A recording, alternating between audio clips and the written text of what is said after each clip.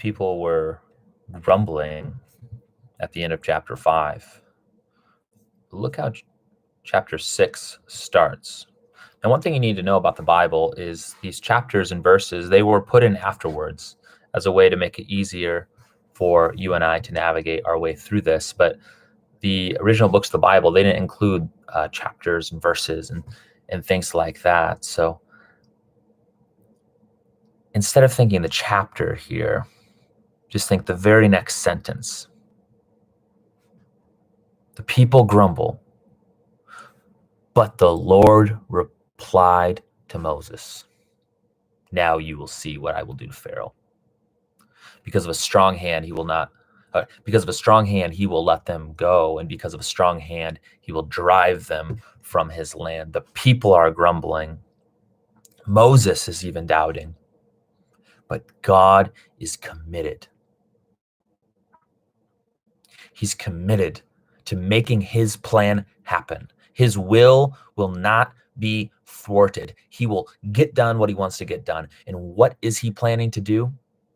To free Israel, his people, out of Egypt so that they can worship him, so that they can be a blessing to the nations, just as he promised their forefather Abraham.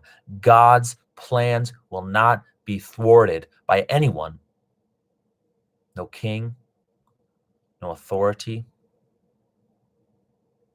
no government.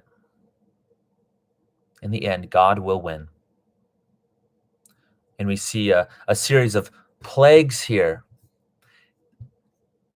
But in chapter 8, at the end here, we see that Pharaoh, his heart is still hard. He says he'll let them go to worship, but then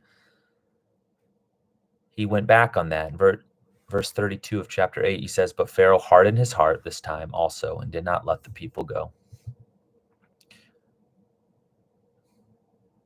Sometimes we think if enough bad things happen to people, then they will turn to God. But that is not the case.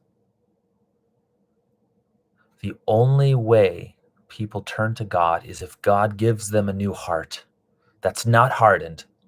If God gives them that faith. People need God to give them faith to believe. People need God to give them a new heart, a new life, so that they can worship him.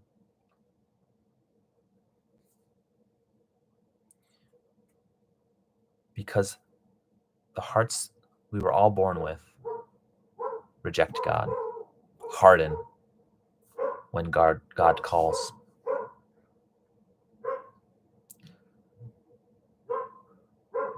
Pray to God. If you're not trusting in Jesus today, pray to him for a new heart. He'll answer. His Holy Spirit will come inside all those who believe, and within you will come a love for God.